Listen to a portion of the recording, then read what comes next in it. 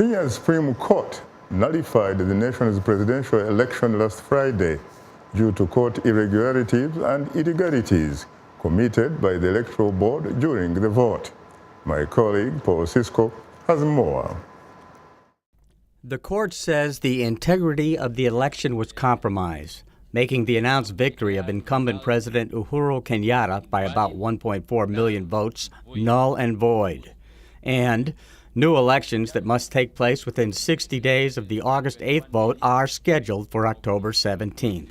A declaration is hereby issued that the presidential election held on 8th August 2017 was not conducted in accordance with the Constitution and the applicable law, rendering the declared results invalid, null, and void.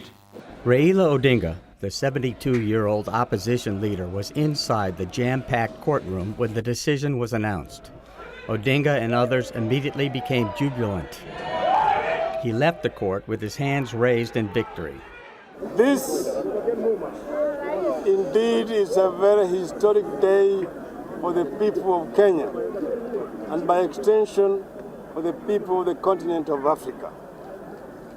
For the first time in history of African democratization, a ruling has been made by a court nullifying irregular elections of a president.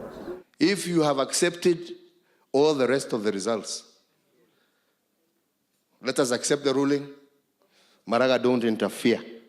And don't think that because our friends shout and we keep quiet, that we are scared of you. No, we are not. We are not. You've done your ruling, we have respected it. Let IEBC do their job.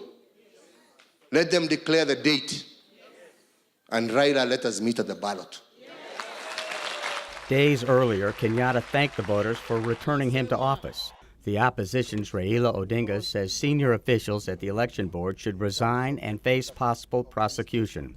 That will not happen, according to a presidential statement read Monday. It states that the president will not replace the election board ahead of the new vote scheduled for October 17th. Raila Odinga countered, saying his coalition would not participate in a rerun unless given legal and constitutional guarantees, including the removal of some election board officials.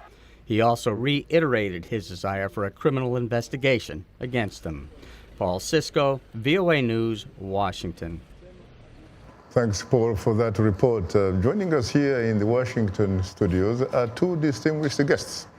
Anita Reagan, an independent consultant and energy policy advisor, and Vincent Macaulay, my colleague and host and managing editor of VOA's Africa 54 program.